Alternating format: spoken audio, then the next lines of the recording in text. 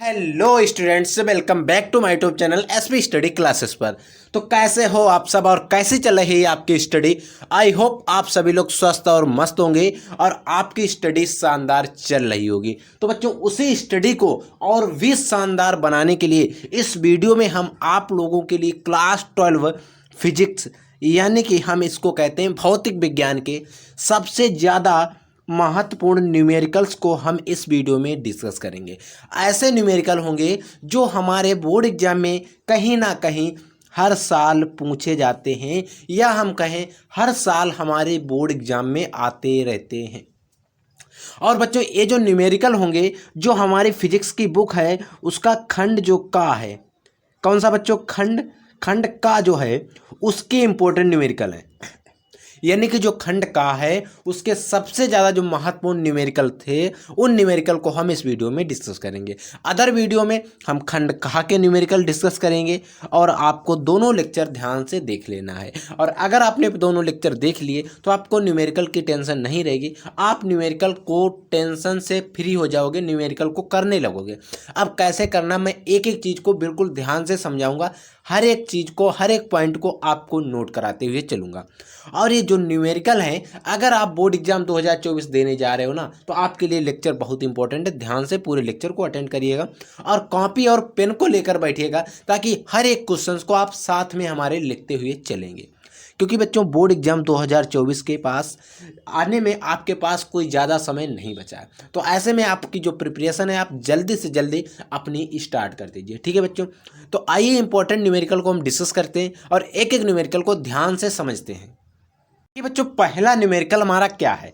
देखिए, पहला न्यूमेरिकल हमसे कह रहा है किसी वस्तु को, कोई अगर वस्तु है उसको 4.8 गुणे 10 की घात -19 कूलाम आवेश से धनावेशित करने के लिए, यानी कि कोई वस्तु है उसको 4.8 गुणे 10 की घात -19 कूलाम आवेश से अगर हमें धनावेशित करना है तो उसे धनावेशित करने के लिए उस कितने इलेक्ट्रॉन निकाले जाएं।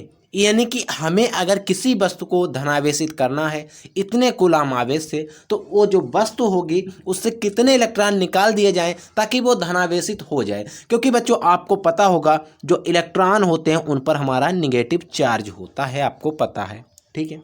लेकिन आपको पता है एक ई का मान कितना होता है, 1.6 गुणे 10 की घात -19 कूलाम। और ये मान आपको ज़रूरत पड़ेगा और ये मान एक इलेक्ट्रॉन का कांस्टेंट होता है, ठीक है। कितने इलेक्ट्रॉन निकाल दिए जाएं ताकि वो इतने कूलाम आवेश पर जो वस्तु है वो धनावेशित हो जाए। तो हमें ज्ञात करना क्या है, कितने इलेक्ट्रॉन निकाले जाएं। तो हम सबसे पहले नोट करेंगे, यहाँ पर डालेंगे हेडिंग गिवन। यानी कि इस सूत्र में हमें, इस न्यूमेरिकल में हमें क्या क्या चीज़ें दी गई। तो अगर हम बात करते हैं तो किसी वस्तु को इतने कूलाम आवेश से, तो अगर हम बात करें कूलाम आवेश को हम लिखते हैं हमेशा क्यू से।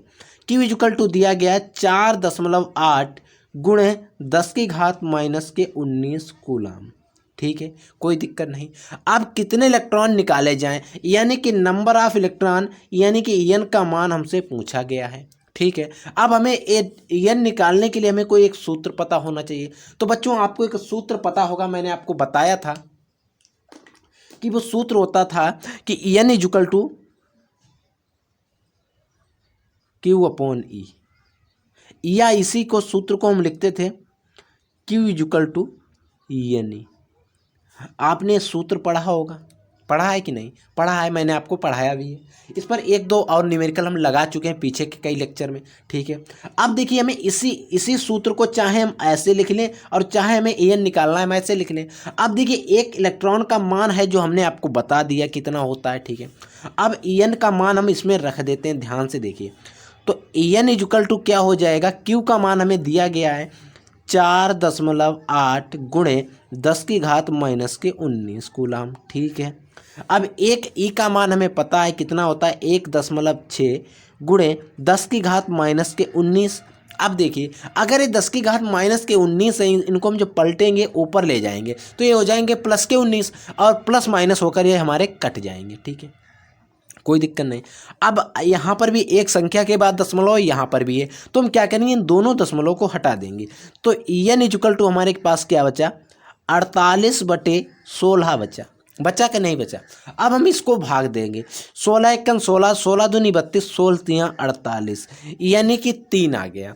तो ईएन का मान जो आ गया वो बच्चों क्या ईएन है, ठीक है बच्चों, ईएन का मान आ गया वो 3 आ गया इलेक्ट्रॉन।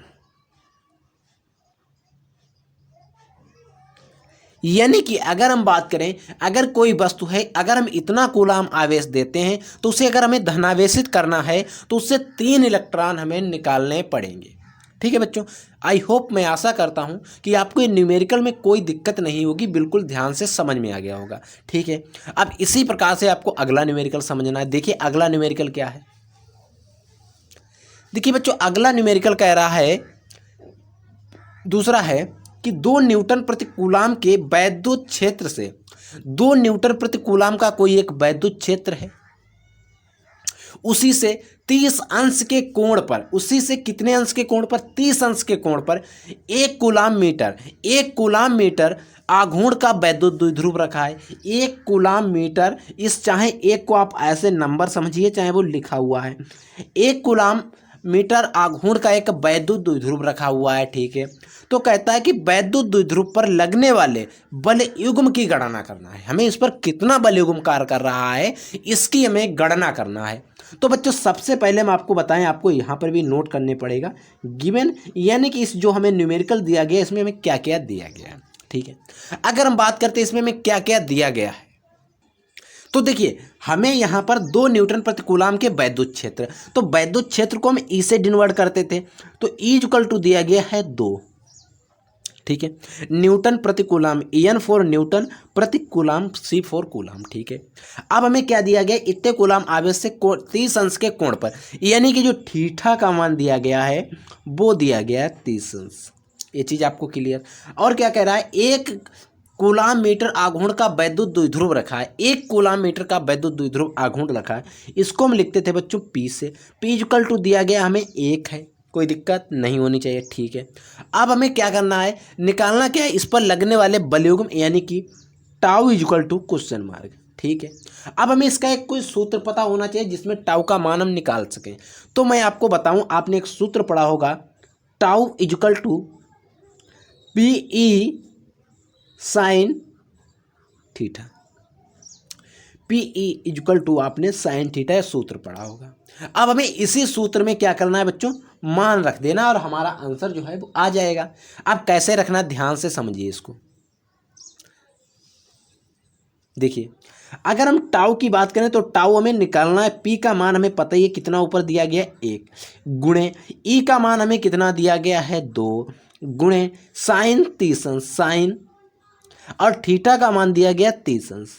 अब आपको पता होना चाहिए, चूंकि हमें पता है साइन 30 अंश का मान कितना होता है, तो बच्चों आपको हम बता दें, साइन 30 का अगर मान निकालोगे तो आपने पढ़ा होगा पीरियोडिक टेबल, जो मैंने आपको क्लास 10th अगर मैथ आपने अच्छे से पढ़ी होगी तो वहाँ पर आपको बनवाई जाती थी, 12th में भी है, फिजिक्स में भी बनवाई जाती है, अगर आप चैप्टर पढ़ोगे दूसरा और तीसरा, ठीक है। तो वहाँ पर सारे क्लास में आपने कहीं ना कहीं पढ़ी होगी। तो साइन 30 का मान आप अगर नहीं पढ़ा है तभी आप नोट कर लीजिए, 1/2 होता है, और आपको sine cos tan cot cosec sec सारे मान याद रख लेने। साइन 30 का मान कितना होता है, साइन 60 का मान कितना होता है, साइन 0 का मान कितना होता है, और साइन 90 अंश का मान कितना, क्योंकि बच्चों ये आपके फिजिक्स में कहीं ना कहीं यूज होते हैं। और अगर हम बात करें तो अगर आप 11th पढ़ते हो तो वहाँ पर तो सबसे ज़्यादा यूज होते हैं, ठीक है बच्चों। तो अब हम निकालेंगे, तो टाउ इक्वल टू क्या हो जाएगा, 1 गुणे 2 गुणे 1/2। अब साइन 30 की जगह पर हमने 1/2 रख दिया। अब हम 2 से 2 को तो कैंसिल कर देंगे, अब हमारे पास टाउ इक्वल टू क्या बचा, 1 गुणे 1, इतना ही तो बचा। अगर हम 1 की गुणा 1 में करते हैं तो वो 1 आता है, तो टाउ इक्वल टू क्या आ गया, हमारा टाउ इक्वल टू आ गया 1। अब इसका मात्रक क्या हो जाएगा, इसका मात्रक भी वही हो जाएगा न्यूटन मीटर, इसका हो जाएगा newton metre, N for newton, M for metre, newton metre हो जाएगा। ये आप ऐसे लिख लीजिए, न्यूटन मीटर, ठीक है बच्चों, ये था इसका फाइनली आंसर आ गया। अब हमें इस पर कितने बल युग्म की हमें गणना करना था, इस पर कितना बल युग्म कार्य कर रहा होगा। इस पर बच्चों एक न्यूटन मीटर का बल आघूर्ण जो होगा वो कार्य करना रहा होगा। इस वैद्युत द्विध्रुव जो होगा उस पर इतने न्यूटन का कोई एक बल युग्म लगा होगा, वो कार्य करना पड़ा। ठीक है, तो आपको न्यूमेरिकल को ध्यान से समझ लेना है, क्योंकि बच्चों मैंने एकदम एक एक चीज़ को ध्यान से समझाया है और आपको नोट करते हुए चलना है। अब हम बात करते हैं अगला न्यूमेरिकल तीसरा क्या है, देखिएगा ध्यान से। देखिए बच्चों, हमारा जो न्यूमेरिकल नंबर 3 है इसको ध्यान से समझिए, और ये भी न्यूमेरिकल हमारे प्रतिरोध वाले चैप्टर से और बोर्ड एग्जाम में आता है, इसी से रिलेटेड। यानी कि आपको वैल्यू चेंज हो सकती हैं, यहाँ पर जो मान दिए हैं वो चेंज हो सकते हैं, लेकिन इस टाइप का जो न्यूमेरिकल है वो हमारे बोर्ड एग्जाम में आता है। जैसे कि पहला न्यूमेरिकल हमसे क्या कहता है, देखिए इसमें ध्यान से समझिएगा। कह रहा है कि 3.2 वोल्ट की एक बैटरी है, यानी कि एक बैटरी है, उसका जो वोल्टेज है वो 3.2 है। ठीक है, 1.5 ओम प्रतिरोध में, उसमें प्रतिरोध जो है वो 1.5 ओम है, उसमें 2 एम्पियर की धारा भेज रही है। यानी कि इतने प्रतिरोध में 2 एम्पियर की धारा भेज रही है और बैटरी है 3.2 वोल्ट की। ठीक है, फिर कहती है कि बैटरी का आंतरिक प्रतिरोध क्या होगा वो हमें बताना है, यानी कि ज्ञात करना है। तो हम सबसे पहले हर न्यूमेरिकल की तरह यहाँ पर भी नोट करेंगे हमें क्या दिया गया, यानी कि गिवन का मतलब क्या होता है बच्चों, हमें इसमें क्या क्या दिया गया है। तो अगर हम बात करें गिवन में हमें क्या दिया गया है, 3.2 वोल्ट की एक बैटरी है। यानी कि अगर हम बात करें तो बैटरी यानी कि ई का मान हमें दिया गया है कितना, 3.2 वोल्ट। ठीक है, कोई दिक्कत नहीं होनी चाहिए। अब हमें देखिए इतना ओम प्रतिरोध है और हमसे पूछ भी रहा है आंतरिक प्रतिरोध, तो इस प्रतिरोध को हम लिखते हैं कैपिटल आर से। कितना दिया गया, 1.5 ओम। ठीक है, और कैपिटल आर को आंतरिक प्रतिरोध को लिखते हैं स्मॉल आर से। जो हमसे पूछ रहा है, ये हमसे पूछ रहा है, और धारा का मतलब होता है आई इक्वल टू हमें कितना दिया गया है, 2 एम्पियर दिया गया है। ठीक है, यानी कि धारा इसमें कितनी बह रही, 2 एम्पियर की। अब हमें क्या करना है, इसके लिए एक सूत्र पता होना चाहिए जो इसमें हम लगाते हैं। तो बच्चों आपने एक सूत्र पढ़ा होगा, I equal to E upon capital R plus small R. आपने एक सूत्र पढ़ा होगा, इसको मैंने आपको सिद्ध कराया था, कैसे आता है वो मैंने सारी चीज़ें बताई हैं। अब देखिए इसी सूत्र में हम क्या करेंगे, मान रख देंगे और हमारा आंसर आ जाएगा। देखिएगा, अगर हम बात करें तो आई का मान हमें दिया गया कितना है, 2 है, ए दिया गया है। ठीक है, तो 2 इक्वल टू ई का मान हमें कितना दिया गया है, 3.2 दिया गया। ठीक है, कैपिटल आर का मान दिया गया है 1.5। ठीक है, प्लस स्मॉल आर जो है वो हमसे पूछा जा रहा है। ठीक है, कोई दिक्कत नहीं। अगर हम इसके बटे में 1 मान लें कोई दिक्कत नहीं होती है, और इसकी हम इस तरीके से तिरछा गुणा करा दें तो हमारे पास क्या आ जाएगा, ध्यान से देखिए।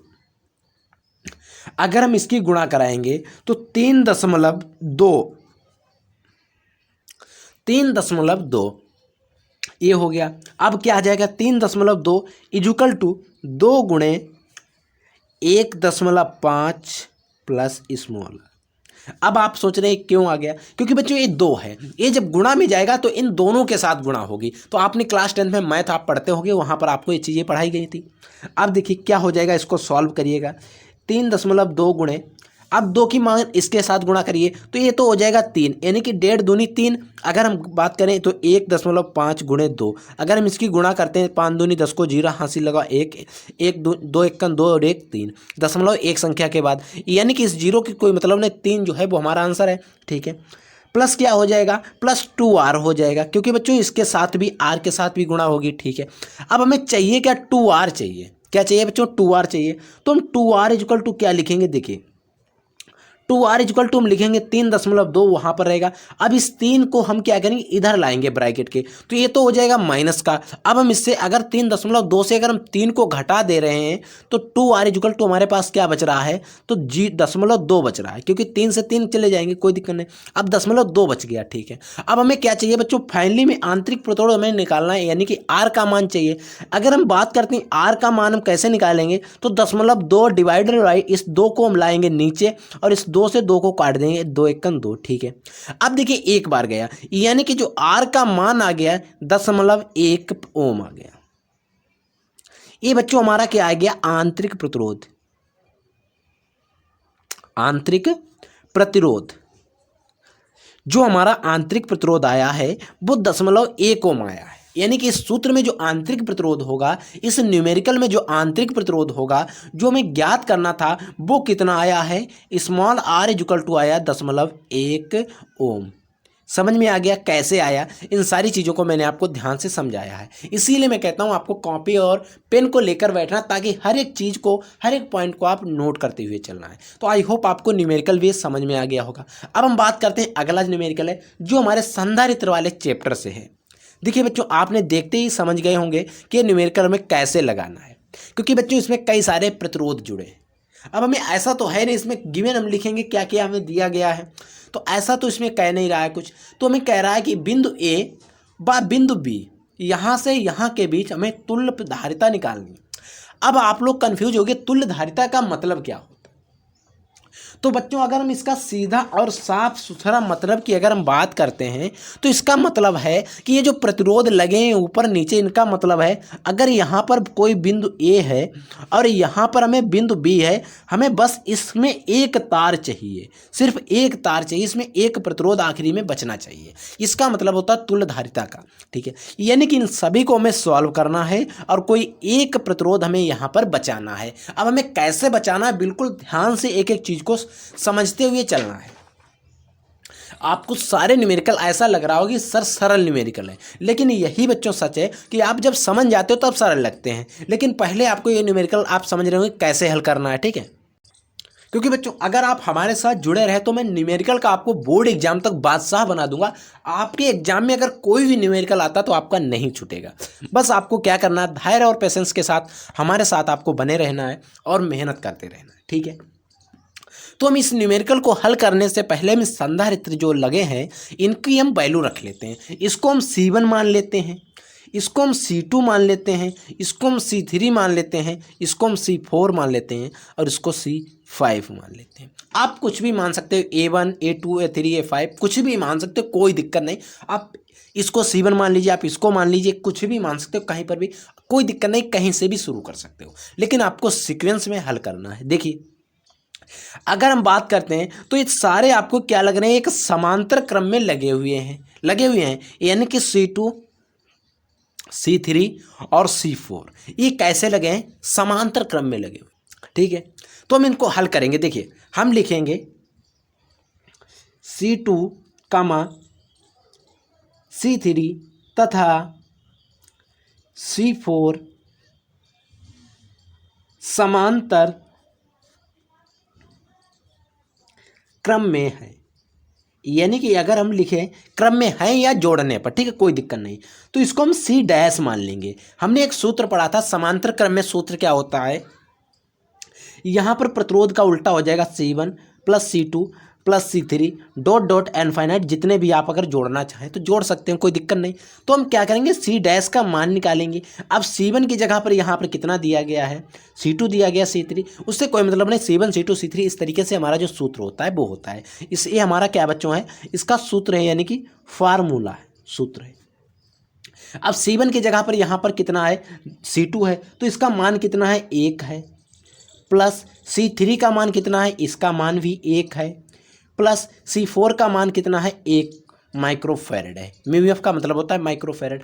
अगर हम बात करते हैं C डैश की, तो ये तीनों जुड़ जाएंगे तो 3 माइक्रोफैरड आ गया, 3 म्यू एफ आ गया। अब इसका मतलब क्या हुआ, अब देखिए अब जो हमारा फाइनली बन गया है, यानी कि ये हमारा यहाँ पर बिंदु ए है, यहाँ से चले ये हमारा एक 3 ओम का प्रतिरोध लगा है, 3 माइक्रोफैरड का एक संधारित्र लगा है। ठीक है, अब हमने इन 1 2 और तीनों को जो हल किया है तो हमारे पास कितना आया है, 3 माइक्रोफैरड। ठीक है, अब हम आगे इस पूरे बॉक्स को हल करने के बाद एक संधारित्र आया है, आगे हम बढ़े तो एक हमें ए वाला मिल गया, और यहाँ पर हमारा बिंदु बी है, ये भी 3 माइक्रोफैरड का है।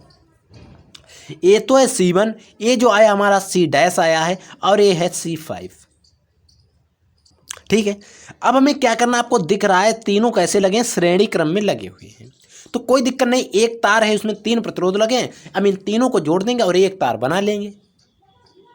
तो अब हम लिखेंगे C1 बा C डैश तथा C5 को श्रेणी क्रम में जोड़ने पर या श्रेणी क्रम में हैं। कोई दिक्कत नहीं, आप जोड़ने पर लिखो चाहे हैं, ठीक है। अब हम क्या लिखेंगे,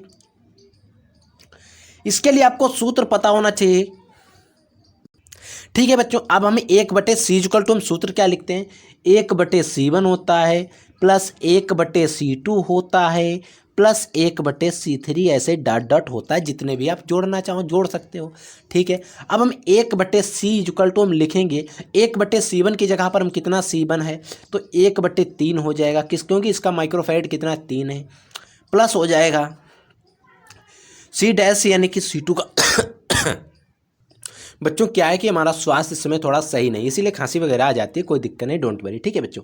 अब हम c डैश यानी कि c2 की जगह पर हम 3 इसका भी दिया गया है और तीनों संधारित्र दिए गए 3-3 माइक्रोफैराड के। अब हम इनको जो हल करेंगे, अब अगर हम इन तीनों का एलसीएम निकालेंगे तो आएगा हमारे पास 3।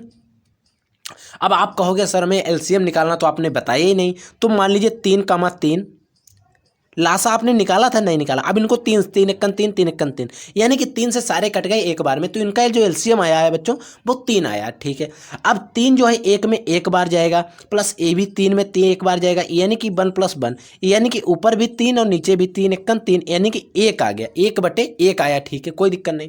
अब इसको आप इधर देखिए थोड़ा, 1/c इक्वल टू क्या आया 1/a। अब इसकी तिरछा गुणा करिए तो c इक्वल टू क्या आ जाएगा, 1 ही तो आएगा बच्चों, 1 μf। अब हमारे पास c इक्वल टू 1 μf आ गया, यानी कि अगर हम बात करते हैं तो ये जो तार हमारा कुछ इस प्रकार से था, तो अब जो हमारा तार बचा है यहाँ पर बिंदु A है और इसमें सिर्फ एक संधारित्र बचा है, वो भी बचा है 1 माइक्रोफैराड का। अब बस हमें इतना ही सॉल्व करना था और C का मान हमारा आ गया, यही हमारा आंसर है, ठीक है बच्चों। इसी तरीके से इस न्यूमेरिकल को आपको लगाना है। एक न्यूमेरिकल हम इसी प्रकार का और डिस्कस करते हैं ताकि आगे की चीज़ें हैं वो और भी आपके समझ में आ जाएँ। तो देखिए बच्चों, जो हमारा 5वां न्यूमेरिकल है इसको भी ध्यान से समझिए। कहता है कि ए और बी के बीच हमें तुल्य धारिता निकालनी, यानी कि जो बिंदु ए दिया गया है और बिंदु बी दिया गया है, इसके बीच में हमें पिछले वाले न्यूमेरिकल की किसी की तरह ही हमें कोई एक तार बना लेना है। यानी कि यहाँ पर अगर ए हो तो यहाँ पर अगर बी है तो इसके बीच में सिर्फ एक तार होना चाहिए। तो हम एक तार बनाने के लिए इनमें भी हम क्या करेंगे, संधारित्र को मान लेंगे, किसी को C1 मान लेंगे, किसी को C2 मान लेंगे। तो आइए देखिए एक एक को ध्यान से समझिएगा। अगर हम इसको C1 मान लेते हैं, इसको C2 मान लेते हैं और इसको C3 मान लेते हैं और इसको C4 और इसको C5 मान लेते हैं, यानी कि 5 संधारित्र इसमें लगे हुए हैं। अब हम क्या करेंगे, इन दो को एक साथ हल कर लेंगे और इन दो को एक साथ हल कर लेंगे, क्योंकि ये दोनों भी समांतर क्रम में लगे हुए हैं, ये दोनों भी समांतर क्रम में लगे हुए हैं। अब जब हम इन दोनों को हल कर लेंगे तो यहाँ पर भी सिर्फ एक संधारित्र बचेगा और यहाँ पर भी सिर्फ एक संधारित्र बचेगा। अब जब एक संधारित्र बचेगा यानी कि जो धारा इसमें बह रही होगी वो दोनों में एक साथ बहते रहेगी। तो हम क्या करेंगे, अब जब एक यहाँ पर आ जाएगा, एक ये होगा और एक ये होगा, अब 3 हो जाएंगे, तो हम क्या करेंगे, इनको श्रेणी क्रम में जोड़ देंगे और हमारा फाइनली में आंसर आ जाएगा। तो आइए हम इसको हल करते हैं। सबसे पहले हम लिखेंगे C1 बा C2 समांतर क्रम में है, समांतर क्रम में, समांतर क्रम में है, यानी कि जो C1 और C2 किस क्रम में है बच्चों, समांतर क्रम में है। तो हम इसको मान लेते हैं C dash. C dash equal to आपको सूत्र पता ही है C1 C2, यानी कि समांतर क्रम का सूत्र ये होता है, आप इसमें कितने भी जोड़ सकते हो। तो C डैश इक्वल टू क्या हो जाएगा, ध्यान से देखिए, 1 और C2 का मान भी कितना है, 1 1 1 है, ठीक है, यानी कि 2। यानी कि अगर हम बात करते हैं C डैश की तो C डैश इक्वल टू आ गया हमारे पास 2 μf, यानी कि 2 माइक्रोफैराड। यानी कि इसमें एक मेन संधारित्र बीच में बन गया और वो बन गया हमारा 2 माइक्रोफैराड का, ठीक है, समझ में आ गया। और इस संधारित्र का नाम क्या हो गया हमारा, क्या आया है, C डैश आया, कोई दिक्कत नहीं। अब हम क्या करेंगे, आगे हम करेंगे कि क्या करेंगे, इन दोनों को जोड़ेंगे। हम लिखेंगे C4 बा C5 भी समांतर क्रम में है, समांतर क्रम में हैं, यानी कि C4 और C5 भी समांतर क्रम में ही है। अब हम इनको क्या करेंगे, इसको C डबल डैश मान लेंगे।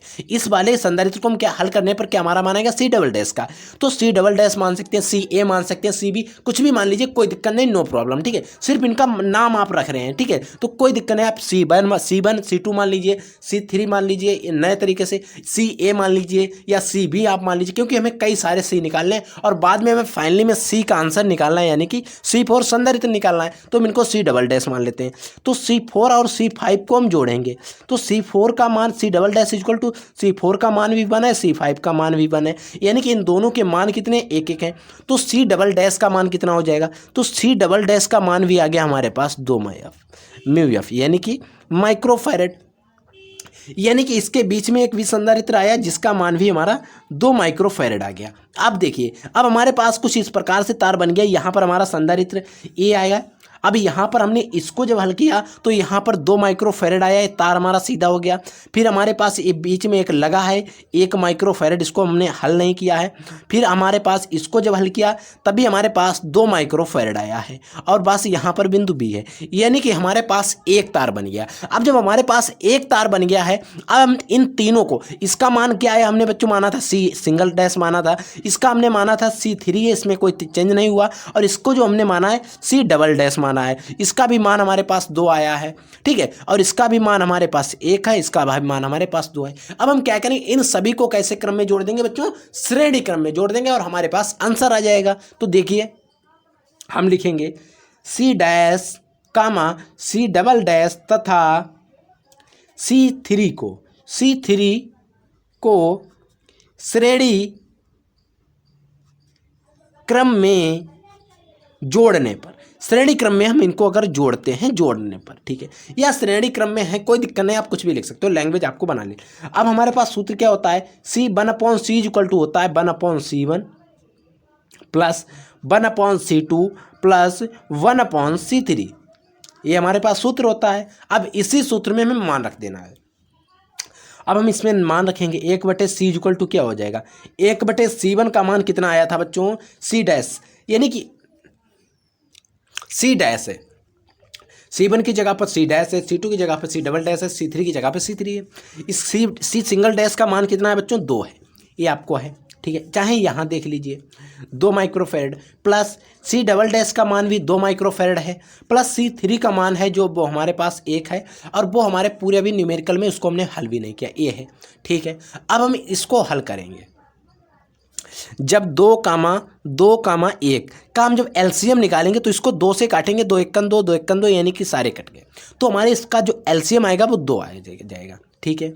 तो हम इस नीचे लिखेंगे 2। अब 2 का हम 1 में पढ़ा पढ़ेंगे तो 1 बार ही जाएगा, इस 2 का पढ़ेंगे तो 1 बार ही जाएगा, इस 2 का 1 का 2 में पढ़ेंगे तो 2 एकन 2 होता है, और उसमें 1 इसमें 2 की गुणा करेंगे तो 2 एकन 2, यानी कि 2 आ गया। अब हम ऊपर की जोड़ लेंगे, 1 2 3 और 1 4 हो गया, डिवाइडेड बाई 2 हो गया, 2 से काट देंगे, 2 एकन 2, 2 दूनी 4, यानी कि समझिए 1/C इक्वल टू क्या आ गया हमारे पास, 2/1 आ गया, 2/1 आ गया। अब हम इसकी तिरछा गुणा करेंगे, क्या आ जाएगा, 2C इक्वल टू 1 आ गया, 2C इक्वल टू 1 आ गया, लेकिन हमें चाहिए क्या, C, तो हम C का मान निकालेंगे, 1/2 हो जाएगा, 1/2 हो जाएगा। हम यहाँ पर दशमलव लगा लेंगे, 1 0 बढ़ा लेंगे, 2 पंचे 10, यानी कि जो C का मान आ गया, C का मान वो आ गया 0.5 माइक्रोफैरेड म्यू एफ, यानी कि जो हमारा एक तार था इसमें हमारे 3 संधारित्र जुड़े थे, उन तीनों को हल किया जब हमने